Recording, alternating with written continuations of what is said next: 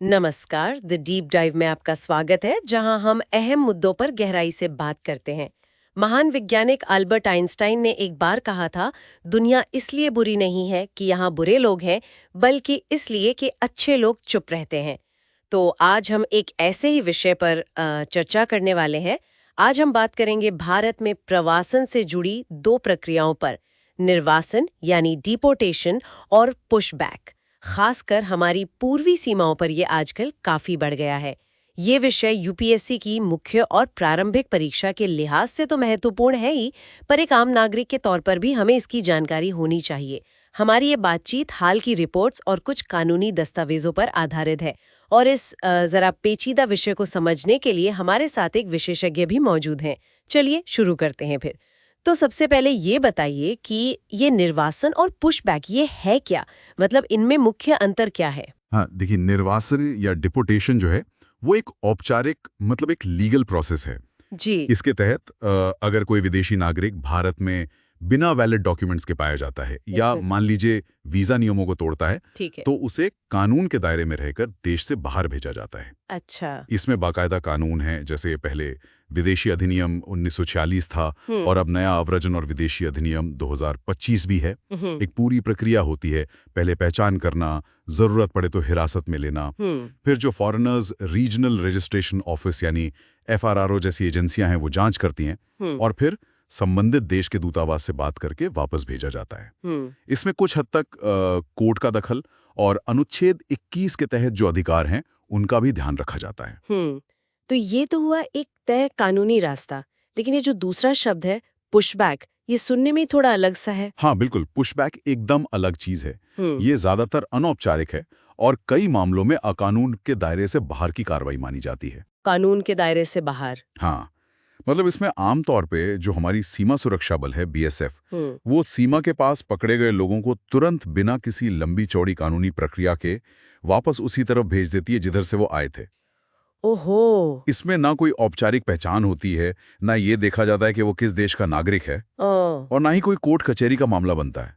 हाँ। असल में हमारे कानूनों में पुशबैक जैसा कोई शब्द या प्रक्रिया लिखी हुई नहीं है। ओहो। और यही जो फर्क है ना, लीगल बनाम एक्स्ट्रा लीगल, इसी से जमीनी हकीकत और जवाबदेही में बहुत बड़ा अंतर आ जाता है। एक प्रक्रिया पर सवाल उठ सकते हैं, उसकी जांच हो सकती है, दूसरी शायद रिकॉर्ड में भी ना आए। ये तो वाकई चिंता की बात है।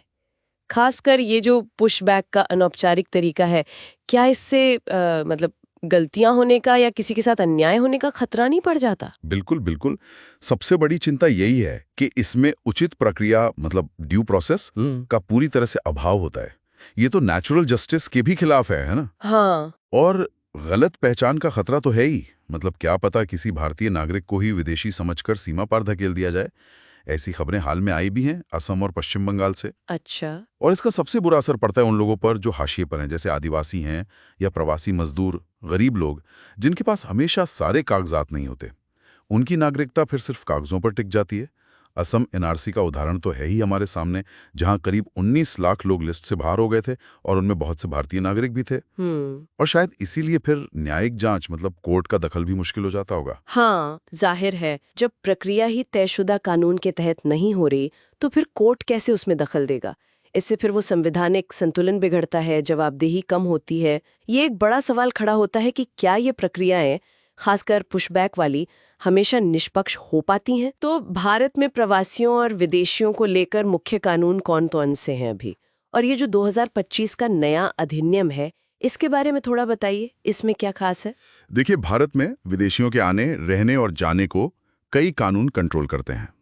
सबसे नया और अहम है आव्रजन और विदेशी अधिनियम 2025।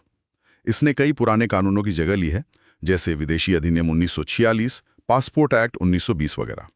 इसमें देश में एंट्री और डिपोर्टेशन के नियम थोड़े सख्त किए गए हैं। अच्छा, सख्त हुए हैं। हाँ, और एक अलग से आव्रजन ब्यूरो या बीओआई बनाने की बात है।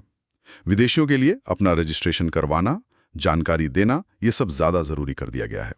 और अगर कोई नियम तोड़ता है तो सजा भी पहले से ज्यादा है।